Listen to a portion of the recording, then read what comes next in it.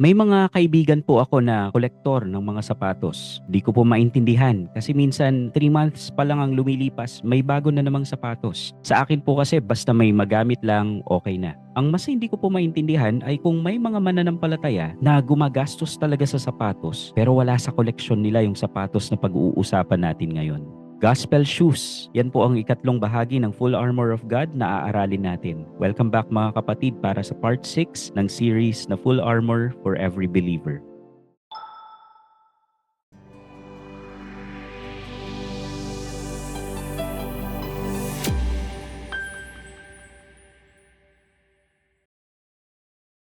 Napakalaking tulong po ng sandalya sa mga sundalong Romano noon. Dahil po kasi dito, kaya nilang maglakad ng malayo na hindi agad napapagod. Hindi agad sumasakit yung mga paa nila. Napaka-komportable din po nilang nakakalakad at nakakatakbo sa mga labanan. Itong sapatos po na ibinibigay sa atin ng Diyos ay hindi para takbuhan o takasan ng kaaway. Ito po ay proteksyon natin habang ipinapahayag natin ang kanyang tagumpay. Sa mga naunang lessons, nakita po natin ang mga talatang nagpapakitang natalo na ng Panginoon ang kaaway natin. Pero hindi pa po ito alam ng ibang tao. At gaya ng nakita na natin sa 2 Corinthians 4 verse 4, nananatili pa rin po silang bulag. And dun sa Ephesians chapter 2 verses 1 to 2, nasa ilalim po sila ng kapangyarihan ng kaaway. Kailangan po nilang marinig ang mabuting balita tungkol sa pagliligtas ng Panginoon dahil ito po ang kapangyarihan ng Diyos na nagliligtas sa mga sumasampalataya.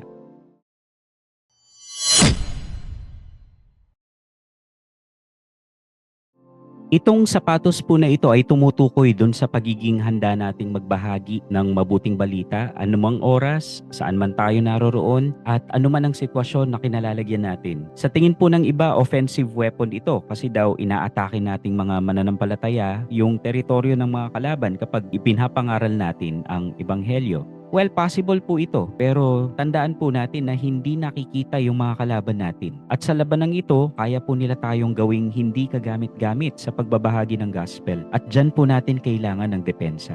Kapag suot po natin ang sapatos na ito, ibig sabihin, nakahanda po tayong magpagamit sa Panginoon para iligtas niya yung mga sasampalataya. Siya po ang may kapangyarihang umatake sa mga kaaway. At tayo po, mga kasangkapan lang po tayo ng Panginoon para sa pagpapahayag ng mabuting balita. Sa Romans 10 verse 15, kinote po ni Pablo yung Isaiah 52 verse 7. Binanggit niya po doon yung prophecy ni Isaiah tungkol sa paan ng mga nagdadala ng magandang balita ng kapayapaan. And doon po sa Isaiah, ang balita ay tungkol sa pagliligtas ng Diyos sa Jerusalem. And pansinin niyo po ito, doon sa balita, ang paghahari po niya ay nangyayari na. At ganyan nga po ang ginagawa natin sa pangangaral ng gospel. Although hindi pa naghahari physically ang Panginoon, natalo niya na ang kaaway natin, sabi ni Paul sa Colossians 2 verse 15. Yan po ang pinapangaral natin, may kaligtasan at kasiguraduhan para sa sino mang sasampalataya sa Panginoong Hesus dahil binayaran niya na ang dapat nating bayaran at tinalo na niya ang kaaway. Although ang pinag-aaralan po natin ay tungkol sa pakikidigma, ang pamamaraan po natin ay ang pagpapahayag ng kapayapaan dala ng paghahari ng Panginoon. Maganda rin pong makita natin sa propesiya, dun sa prophecy sa Isaiah 52 verse 10, na ang Jerusalem ay maliligtas hindi dahil sa lakas ng mga mandirigma nito, kundi dahil lang sa lakas ng Diyos. Kaya po ang mabuting balita na dala nating mga mananampalataya ay proclamation o pagpapahayag ng tagumpay at paghahari ng Panginoon na nangyari dun sa krus ng Kalbaryo. At meron po tayong kasiguraduhan sa tagumpay na ito dahil po sa muli niyang pagkabuhay. Napakagandang balita po yan na matatanggap ng mga alipin ng kasalanan and ayaw ng kaaway na maipaalam natin ito sa kanila. Kaya gumagamit po sila ng mga pamamaraan para pigilan ang mga mananampalataya na gawin ito.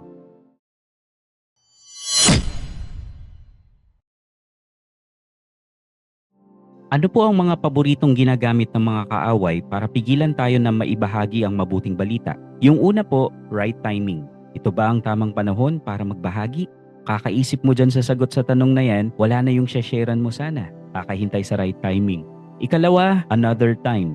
Meron pa naman sigurong ibang pagkakataon. Hanggang sa nabalitaan mong namatay na siya at wala na yung hinahanap mong pagkakataon. Pangatlo, friendship over, gospel over. Baka masira ang pagkakaibigan namin at lalong hindi na ako makapagbahagi sa kanya kapag nangyari yun. Dahil sa pagpapahalaga mo sa pagkakaibigan nyo, di mo na napahalagahan yung kaluluwa niya. Pang-apat, not a Bible expert. Hindi ako bihasa sa Bible at baka hindi maging maganda ang kalalabasan ng pag-uusap namin pag nagtanong na siya halimbawa ng mga mahihirap na tanong. Mga kapatid, hindi po kailangang maging bihasa sa Bible para mag-share ng gospel. May mga kilala nga po akong bata na sa murang edad nila, shinare nila ang gospel sa mga kaibigan o kamag-anak nila. Panglimang ginagamit nila, not my gift. Hindi ko kaloob ang pagbabahagi ng ebanghelyo. Yes, may mga gifted evangelists, pero tayong lahat po ay inutusang gawin ang Great Commission. Inutusan po tayong maging witness ng Panginoon. Pang-anim, secret weapon.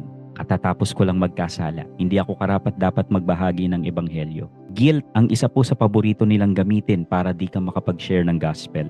Ilan lang po yan sa mga ibinibigay na kaisipan sa atin ng kaaway para hindi natin gampanan ang tungkulin ng pagiging saksi ng Panginoon. Kaya nga po mahalagang natuturuan ang mga mananampalataya kung paano sila magiging laging handa sa pag-share ng gospel. Ang Panginoong Jesus po mismo ang halimbawa natin pagdating dito na mababasa natin sa Ephesians 2 verse 17. Ang sabi po doon, pumarito si Kristo at ipinahayag ang magandang balita at ano po yung ibinibigay nito? Na nagbibigay ng kapayapaan sa inyong mga hindi Hudyo na noong unay malayo sa Diyos at maging sa aming mga Hudyo na malapit sa Diyos.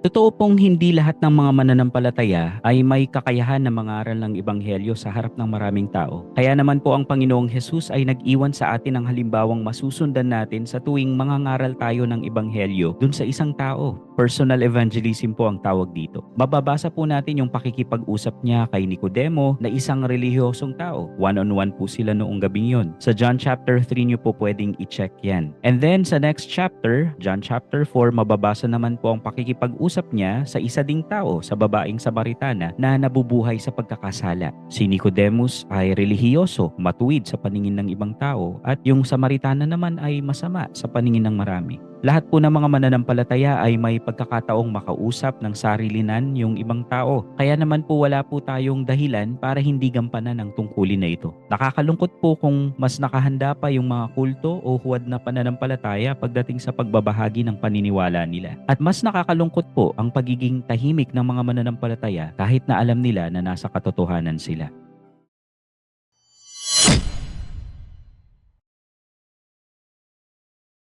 Ito po ang ilang mga paraan para magamit ng mga mananampalataya ng mahusay ang sapatos na ito.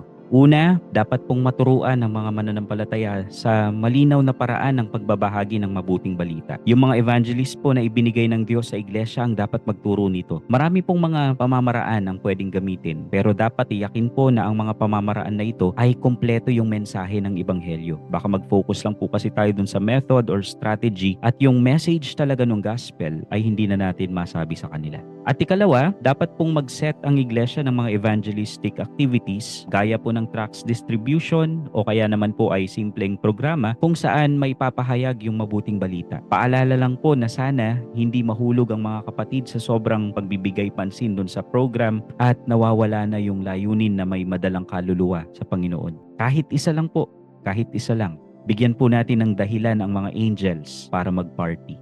Sa susunod, nasa pang-apat na po tayo na bahagi ng baluti ng Diyos. Hanggang sa susunod na pag-aaral, pagpalain po kayo ng Panginoon.